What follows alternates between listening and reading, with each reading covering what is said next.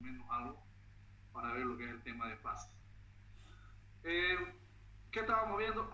Básicamente la solidificación, hemos dicho que puede darse de muchas formas, en molde, en forma continua, o a través de direccional, a través de lo universal o direccional mediante la tensión de monocristales. Eso ya es un método mucho más moderno, donde ahora se están haciendo las famosas superaleaciones, ¿no? Se hacen turbinas, aviones, se hacen algunos policristales también para el tema de semiconductores en computadoras, en equipos electrónicos, todo lo demás, ¿no?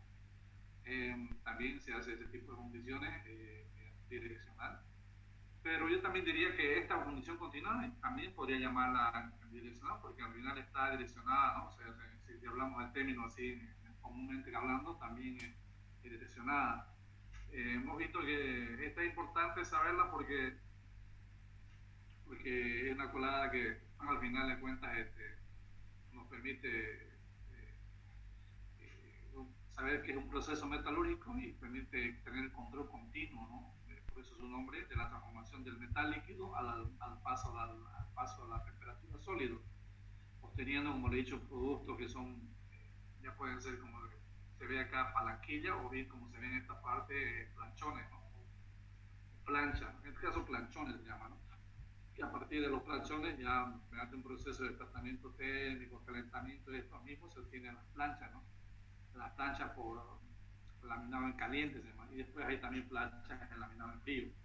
Las laminadas en caliente, obviamente son las chapas esas tipo más gruesas, arriba de 3 milímetros, 5 milímetros arriba, tipo negra, esa plancha que se ve de acero que se vende en todas las empresas que son importadoras de materiales, las Lomas, Monterrey, qué sé yo, pero todo. Y a partir de las planchas de laminado en caliente también se puede laminar en frío, y se obtiene piezas en la plancha laminadas mucho más frías, que son que son después zincadas o hechas en proceso electrolítico con zinc y aluminio, lo que se llama zincalismo. Entonces, el proceso es prácticamente, como le digo al inicio, siderurgia y polar continua es parte de un proceso pequeñito, lo que es siderurgia en sí, y es extenso, ¿no? O sea, se puede hacer a lo que ustedes quieran, o sea, eso es lo que más o menos se puede explicar. Espero que les haya quedado bien esto, es importante saberlo en la solidificación. Y bueno, ¿no? Hay también la solidificación de monocristales, como decíamos, que tiene una microestructura formada por. La directamente dice que todos los sólidos tienen una microestructura formada por granos separados, ¿no? O sea, ¿no? Forman, digamos, límites de grano, se forman diferentes granos, se forman diferentes planos cristallográficos, orientaciones diferentes en espacios, es lo que se llama policristal. Entonces, cada frontera de grano está con una zona ordenada donde hay cambio de protección cristalina, pero también a veces necesita tener, digamos, un sólido bien ordenado, ¿no? Lo que se dice, ¿no? O sea, los famosos, las superaleaciones que se están dando en la fabricación de aleaciones de aletas de turbina, de avión, inclusive ya se logra. Hay muchos ejemplos, ¿no? De policristales, semiconductores, que se traen a partir de este método que se ve acá. Este método de acá que es calentadores, se usa con el silicio fundido, y después por un tema especial se va extrayendo en dirección continua, digamos, direccional, se extrae un solo germen cristalino, un solo monocristal, es decir, que es un solo núcleo, ¿ya? No es un único grano. Eso quiero que se entienda, por eso se llama monocristal, es uno solo, ya una orientación de utilidad única solamente. Entonces, eso es la solidificación monocristal. Ya hemos visto dos tipos de solidificación, digo varios, fundición en molde, la fundición continua, solidificación en monocristales, y también hay solidificación en soldadura de metales, ¿no? O sea, esto además lo conocen también, lo han visto varias veces en la unión de dos metales, ¿no? Hay técnicas de soldadura, ustedes saben, soplete, arco voltaico, láser, el cañón de electrones, en fin, hay varios métodos, ¿no? La solidificación de la zona fundida, es decir, los metales por medio de la fusión son contacto con perizo de inicio. La solidificación de la zona fundida no necesita el proceso de nucleación. Es decir, a ver, esto no necesita nucleación, sino que se desarrolla a partir de granos existentes en el crecimiento epitaxial. Entonces, no es que se crean grupos nuevos, sino que ya a partir de los granos ya existentes, a partir de los granos existentes de la base, voy a poner mi paletita acá. Acá realmente en esta área se unen granos de base del metal, y este es base de la soldadura, de la base de la soldadura. Entonces aquí se va formando ya a partir de estos granos que están acá, la zona afectada y los granos que tienen acá, los granos que existen en la soldadura base, la base del material que se está soldando. A partir de ellos se van creando los granos, ¿no? Que son epitaxiales porque son granos que se van dando en la misma orientación. Se han visto acá, voy a mover nuevamente acá. Recuerden que hemos visto el crecimiento epitaxial, ¿no? Recuerden el crecimiento hormonal acá. Si nos vemos atrás a la presentación, en los lingotes que hemos visto, que se llaman estos granos columnares, granos ecoaxiales, los columnares y los ecoaxiales, ¿no? Y aquí también se puede ver también lo mismo, ¿no? El crecimiento columnar, que es así de forma de columna, se nota ahí, así crece, digamos. O sea, tiene a partir de granos de crecimiento epitaxiales. ¿Qué quiere decir ese fenómeno que se da? Como digo, no hay granos existentes, no son los mismos granos que se crecen en el momento mismo de que están en semifundidos, digamos, ¿no? En la base, y lo que hacen es crecer y direccionalmente crecer en forma columnar, o sea, de esa forma alargada, digamos. ¿Ya? Ese es el aporte, es mínimo acá en el centro, pero estos granos son aportados y direccionados en la misma dirección de estos granos que están en la zona afectada o granos que están por acá.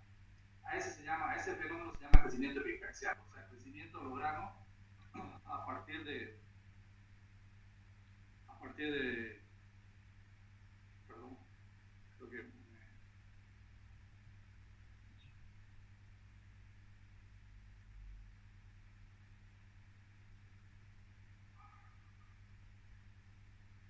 momentito, por favor, he hecho algo aquí que no.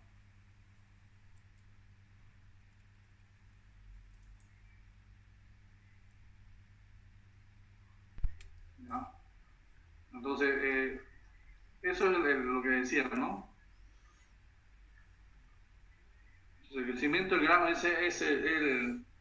crecimiento epitaxial no es más que la solidificación o el mecanismo común en todos los procesos de soldadura por fusión, digamos, posibilitando la coexistencia entre la continuidad del metal base y el metal de soldadura, ¿no? El metal base y el metal de soldadura. O sea, crean digamos, que el fenómeno, que los cristales tengan la misma orientación cristalina de los granos de metal base como que están parcialmente fundidos. Los granos que se han aportado con la soldadura tengan la misma dirección que los granos de la metal base, ¿no? O sea, tengan la misma dirección. Ese se llama crecimiento epitaxial. Eso es el crecimiento epitaxial. Entonces, el aumento de resistencia a la soldadura, bueno, ya es parte de lo que dice la presentación, depende mucho del grano, digamos, de cómo se enfría, digamos, en esta área, la técnica de enfriamiento, los ritmos de enfriamiento y todo lo demás, ¿no? Después está la solidificación de aleaciones. He dicho que la solidificación de aleaciones se da en una combinación de dos o más metales, un metal y un no metal, por lo general, o también puede ser clase de aleación de varios metales, dos o tres metales. La clase de aleación más sólida es la solución, la simple de la solución sólida, un sólido que consta de dos o más elementos, que se dispersa automáticamente formando una única estructura, ¿no? Estamos viendo acá una estructura de níquel y cobre, y vemos que se da cuando la solubilidad es limitada. Todos ocupan, cuando la solubilidad es limitada, en este caso se da cuando la formación de la solubilidad es limitada, es decir, se puede mezclar diferentes átomos de cobre y níquel, ¿no? Pero cuando la solubilidad es limitada, la solución sólida de otro compuesto solamente puede tener ciertos componentes de cobre y níquel y no más. Llega un momento en que no se satura se satura absoluto y no se puede mezclar más. Entonces eso es lo que se llama solubilidad ilimitada y limitada, ¿no? ¿Qué más podemos ver? Tipo de soluciones sólidas que se dan. Podemos ver que hay el tema de por sustitución, como dice eso, ustedes también deben ver seguramente en un curso. Se da por el tema de sustitución, cuando el caso de es reemplazado en este caso por un material, en este caso magnesio por níquel, o magnesio y níquel sólido se van sustituyendo ciertos espacios que hay, ¿no? Se cumple la condición de Rotary, Rotary, que es el tema de lo que hemos hablado, perdón, de un Rotary, los tamaños similares, se van agrupando los átomos de tamaños similares, que tienen estructuras cristalinas iguales, que tienen la misma valencia, la electronegatividad similar, que son solubilidad atómica incompleta, ¿no?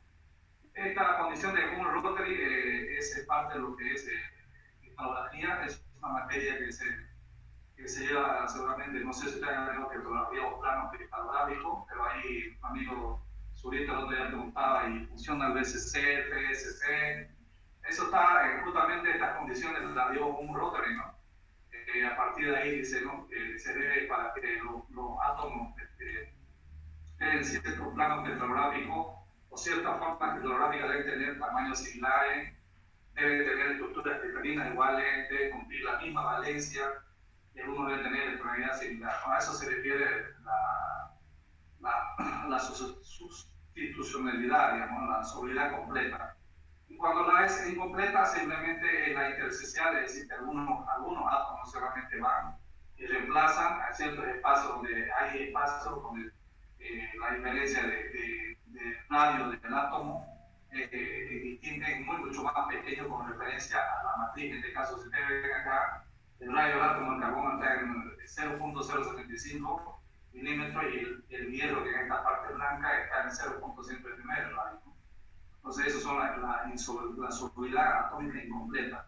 Es decir, que no se da el reemplazo completo, digamos. Esto es lo que es respecto a la solidificación de aleaciones. Vamos a ver un poquito de este ejemplo de cómo ocurre. Quisiera que le pongan mucha atención. Con esto vamos a terminar la clase. La otra clase va a pasar un videito de fase. Entonces, yo quisiera que le pongan más atención a esto. Vamos a ver un ejemplo de un material, que en este caso es una aleación, un estado sólido líquido, y vamos a ir analizando punto por punto. Lo voy a, no sé si ampliarlo más grande esto de acá. Ahí se nota bien. Sí, ingeniero. Ahora sí, ¿no? Ya. Entonces a ver, vamos a pasar. Ya. Entonces aquí tenemos lo que dice solidificación de una aleación en solución sólida de equilibrio. ¿Ya? Entonces tenemos aquí un diagrama de fase de cobre-níquel, ¿no? Una aleación níquel dice 40%, níquel 40% y cobre 60%. ¿Ya? Esa es la aleación que tenemos. Entonces de aquí para allá, se ve mi cursor de mi mouse, ¿no? Sí. ¿Ya? Sí, ingeniero. De aquí hacia la derecha, en porcentaje va aumentando el cobre. Y a la inversa, el níquel de la derecha hacia la izquierda aumenta. ¿Ya? Entonces lo que es para aquí cobre 40, para aquí es 60, ¿ya? El níquel. Lo que es cobre 40, para aquí sería 60. Aquí sería 10, 20, 30, 40, 50, 60 sería el níquel acá, y 40 sería el níquel, el cobre acá. ¿Ya? Entonces, justamente vamos a ver en qué sucede cuando va bajando la solidificación, cuando ocurre la solidificación. En el diagrama de fase tenemos acá una fase que es líquido. ¿Ya? Aquí tenemos alfa más L, es la parte semisólida. Entonces, tenemos una parte que ya es sólido y una parte líquida. Y aquí tenemos sólido alfa. ¿Ya? Entonces, ese es el diagrama fase. Y aquí tenemos a este lado temperatura, ¿no es cierto? Como estamos hablando de un material que es níquel 40 y cobre 60, estamos hablando de un bronce al níquel. Diríamos que es un bronce al níquel. Entonces, temperatura de fusión, podríamos decir que estaría acá, porque aquí, a 1100 grados, si ustedes se acuerdan, lo que han visto ahí, se acuerdan, en condición les he pedido temperatura de fusión, van a ver que el cobre se funde a 1083, ¿correcto? O 1080, no sé si me acuerdo. Pero ustedes ya tienen ahí su hojita, deben saber, entonces está por ahí, ¿no? Acá donde está mi cursor. Si yo subo aquí a 1100, marco acá, yo marco acá un punto más arriba, entonces aquí ya está el líquido. En este punto ya sería 1120, ya estaría líquido. Y así sucesivamente. Toda esta área es líquido, está todo metal líquido. Y esta área está todo sólido. ¿Dónde va a ser la parte? Entonces, si vemos acá, dice, para el primer punto, para este de acá, cuando la temperatura es mayor a la temperatura de fusión, es este primer punto. Acá, donde está mi flechita de mi... Ahí, ese puntito celeste que he marcado, ahí es mi punto de... Dice, ¿no? La temperatura aquí es mayor que la temperatura, por lo tanto, al ser mayor que la temperatura de fusión, está en estado líquido. Con un 40% de níquel, 40% de níquel acá. Los primeros granos con 40% de níquel, ¿qué tenemos? Solamente tenemos líquido. ¿No es cierto? Solo tenemos líquido acá. Correcto. Dice, los primeros granos con 52% de níquel y líquido con 40% de níquel. Entonces, con 52% de níquel. Entonces, la primera parte donde aparece algunos granos de níquel, 52% de níquel, se va a dar acá. ¿Por qué acá? Porque es la última parte, o es la primera parte donde empieza a solidificarse, en este punto. Entonces, se da acá y acá, en esos dos puntos. Este sería este punto de acá. Los primeros granos con 52% de níquel, 52% de níquel, si lo bajamos acá, es 52%. Va a salir acá. Vamos aproximadamente por acá, ¿no? Ya me he equivocado ahí, pero un poquito más hasta el lado. Y 40% de níquel y líquido con 40% de níquel, porque acá está lo último líquido, 40%. Entonces, ¿qué aparece en esta línea? Aparece esto. Aparece ya granos ¿no? de presencia en este caso, de materiales ya de sólidos, en este caso de níquel, ¿no? Algunos componentes ya de níquel. ¿Ya? Ahora, para el tercer caso, grano con 45% de níquel. Voy a borrar. Aquí estoy tomando esto. Y ahora borro acá.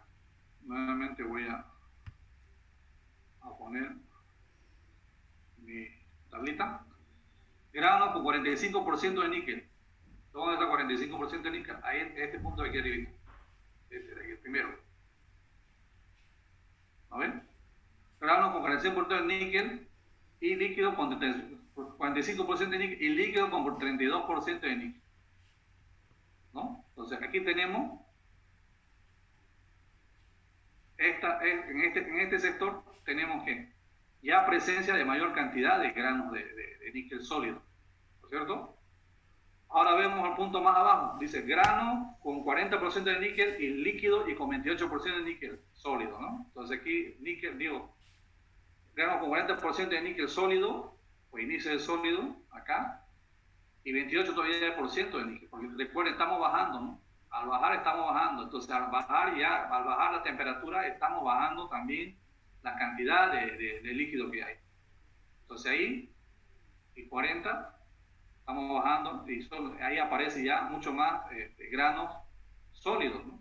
Entonces aquí hay 28% de líquido, de granos de líquido de níquel, y hay 40% de granos de níquel sólido.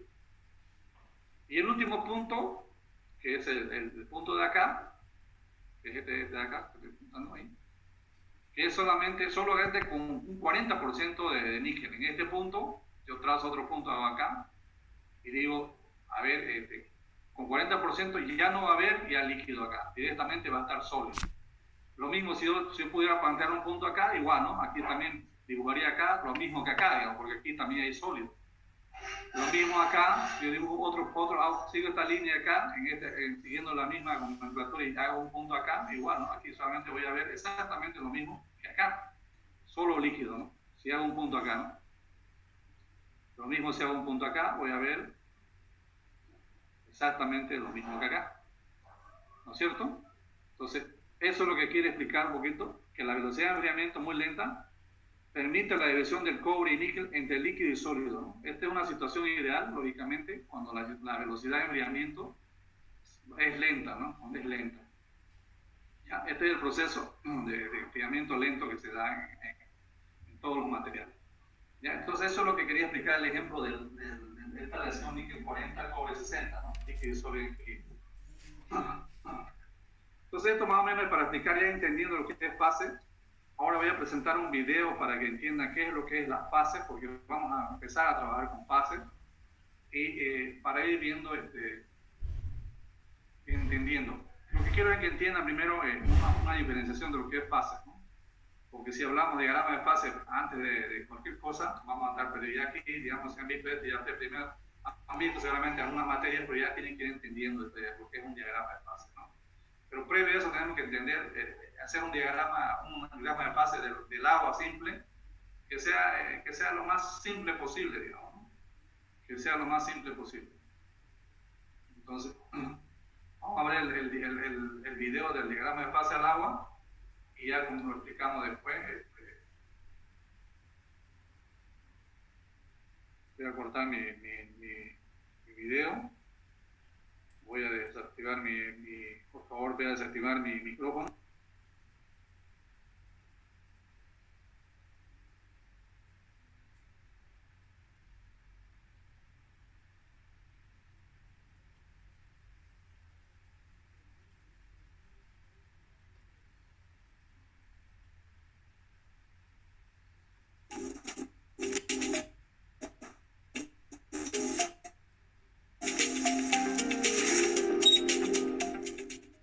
Un diagrama de fases muestra los estados físicos de una sustancia en una determinada presión y temperatura. Por ejemplo, el diagrama de fase del agua muestra las fronteras de transición entre los estados sólido, hielo, líquido, agua líquida y gaseoso, vapor, en función de la temperatura y la presión. Las curvas que separan las fases son denominadas límites de fase. A 100 grados centígrados y una atmósfera tenemos un equilibrio entre agua líquida y agua vapor. Este punto es denominado temperatura de ebullición normal. Manteniendo la presión constante y disminuyendo la temperatura a 0 grados centígrados, nos encontramos otro límite de fase, donde tenemos un equilibrio entre agua en estado sólido y agua líquida. Este punto es denominado punto de congelación o fusión normal. En determinados momentos, las tres curvas se encuentran y entonces tenemos el agua en equilibrio en los tres estados físicos simultáneamente. Ese punto es denominado punto triple. Allí, el agua se encuentra parcialmente sólida, parcialmente líquida y parcialmente gaseosa. Una muestra de agua a un atm, atmósfera, y menos 50 grados centígrados está en estado sólido. Si la muestra de agua aumenta la temperatura hasta 0 grados centígrados, manteniéndose constante, esta inicia su proceso físico de fusión. En este punto tenemos un equilibrio entre los estados sólido y líquido. Pero si la temperatura aumenta a 100 grados centígrados, manteniéndose constante, el agua comienza el proceso de ebullición.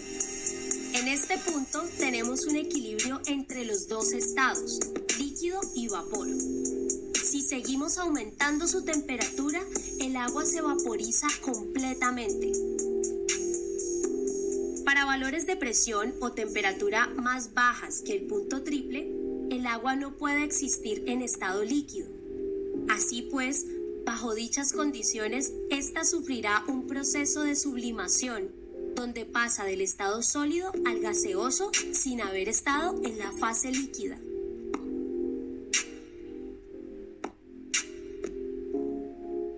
La temperatura crítica es considerada como aquella donde el agua solo es encontrada en la fase gaseosa y no puede cambiar a la fase líquida, aunque se aumente la presión.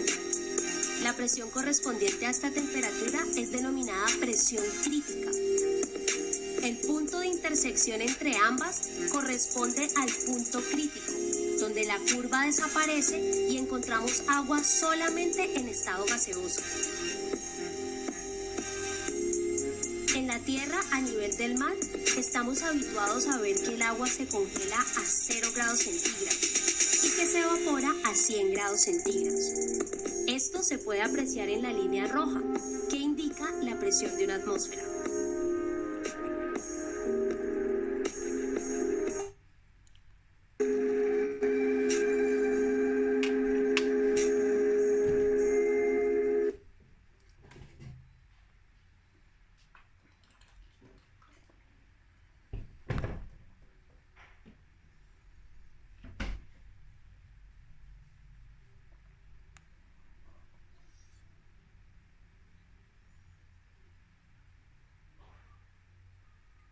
Ok, jóvenes, ¿me copian?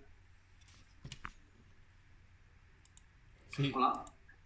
No, simplemente yo quería entrar con ese video. ¿Por qué? Porque la próxima clase, porque yo siempre voy con solidificación de a poquito, para que no cargarles con mucho. Vamos ya a entrar a ver lo que es fase de Gibbs y ver el tema de fase, ¿no? El diagrama de fase. Entonces necesitamos tener tal pila, ¿no? Entonces, ¿cómo poder entender un diagrama de fase? Siempre a partir de lo más simple, ¿no? Lo que nos han enseñado siempre, como les digo, en algunas materias de MAVA, no sé qué parte pues, se lleva dinámica, no sé, el diagrama de fase del agua, digamos, ¿no? Es lo más simple que todos debemos partir de ahí, y es la misma forma como se han creado los diagramas de fase a los metales, digamos. Entonces, a partir de ahí es que he querido presentarles ese video de cómo se inicia, digamos, cómo se elabora un diagrama de fase, ¿no? Lo vamos a dejar ahí porque yo no quiero seguir avanzando en los temas que están más abajo de las láminas, que ustedes lo tienen todo, pueden leerlo, porque lo tengo de otra forma. O sea, tengo otra presentación más simple, donde vamos a ver algunas, primero vamos a ver fases y después vamos a ver también, antes de entrar ya a ver diagramas y ver más completo, vamos a ver lo que se llama defectos de solidificación, ¿no? Entonces vamos a ver defectos de solidificación. ¿Qué defectos se pueden ocurrir? Porque cuando pasas de un estado líquido a sólido. Que este defecto de solidificación se da también exactamente, son los mismos defectos que se dan en fundición. Porque el mayor representativo de todo esto es solamente la pieza fundida, digamos. Ahí se puede ver qué defectos hay cuando pasa de líquido a sólido. Entonces vamos a ir analizando uno por uno cada uno de los defectos de solidificación. Y eso con eso nos va a poder determinar, y ustedes ya van a saber determinar algunos defectos que se pueden ver, algunos defectos macro y algunos defectos micro, digamos, de solidificación. Como les digo, los defectos de solidificación son los mismos, los más que se pueden dar en pieza fundida, se pueden dar también en este proceso de soldadura, se dan en este proceso aquí nuclear de palanquilla, bien complicado. Imagínense, aquí sí es más complicado, ¿no? Porque yo he hecho un curso de defectos de palanquilla, por ejemplo, ¿no? Y donde ahí, digamos, se da el mismo proceso de defectos de solidificación. Y aquí es más complicado. Imagínense tener aquí en esta cuchara, qué sé yo, 50 toneladas, y que cuando después de pase de estado líquido pasa a sólido en esta palanquilla, que aparezca estos defectos de solidificación. Hay muchos defectos que se pueden corregir, pero algunos no. Pero aquí no hablamos pues, de una pieza de 10 kilos, 20 kilos, estamos hablando de en cada paseada de esta colada estamos hablando de 50 toneladas, ¿no? Entonces es bien complicado. O sea, poder poner la solidificación, el paso de líquido a sólido, hay que tenerlos bien controlados, ¿no? O sea, entonces esos son los que vamos a ir estudiando para poder saber cuáles son macros y cuáles son micros. Entonces yo hice un curso de esto con el Instituto Argentino de Siderurgia, justamente para saber, porque nosotros teníamos problemas, por ejemplo, en la laminadora, pues en Oruro cuando trabajé de gerente, que teníamos muchos problemas en la palanquilla que nos llegaba, digamos. O sea, queríamos saber si era problema de estos defectos se habían ocasionado tanto en todas las ocasiones en este proceso, pero qué tan importante era en el resultado final, porque recuerden que los defectos, si no desaparecen aquí, esta palanquilla sirve para hacer barra de construcción, como he dicho, Recuerdan que, no sé si está en esta presentación, no está con ustedes, como de Piro 2, a partir de la palanquilla del proceso solidificado de este material, se hace la barra de construcción, el acero de construcción. ¿No? Imagínense, si yo tengo defecto de solidificación acá, este mismo defecto después se representa al final del curso final. ¿Y eso qué va a significar? Que la barra de construcción salga mal, ¿no? Y si sale mal la barra de construcción y vos no la observás, el defecto, y está el defecto en la barra, ¿qué puede pasar? 5 puntos que me dicen. ¿Qué puede pasar?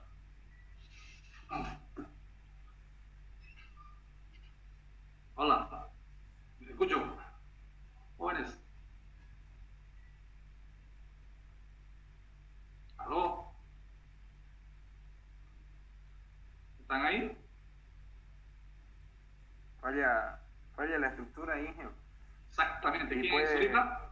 Sí, ingeniero Humberto. Falla la estructura y puede ocasionar problemas cuando se realice la construcción. La barra puede moverse, flexionarse, alargarse.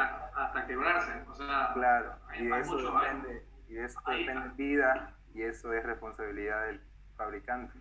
Exacto.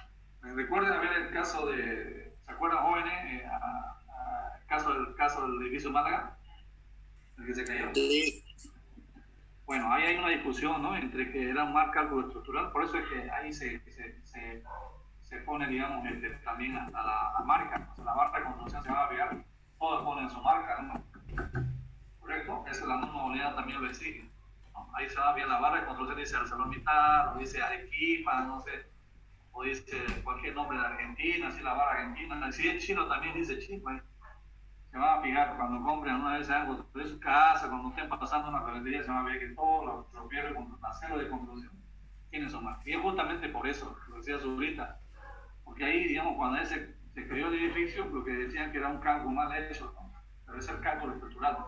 Pero también decían que no era el cálculo estructural, que decían que era la barra, que era mal hecha, es lo que decían, ¿no? Si digamos hay problemas acá, hay problemas de solidificación, esto puede afectar al final el producto final, o sea, al final pues, el fabricante puede echársele la culpa al fabricante, como dice Zurita. Es decir, no era un problema de cálculo estructural, aquí el problema es tu acero. Tu barra de construcción era malísima. Entonces, por eso hubo un problema y se cayó el edificio, digamos. Entonces, son millones de pérdidas, millones de prestigios, todo. Entonces, eso es clave. ¿Ya? Entonces, es clave, por eso es lo que se estudia los defectos de solidificación de la palanquilla y de los productos finales. ¿Ya? Estos jóvenes, lo vamos a dar ahí, ¿ya? Por favor. Quedamos ahí.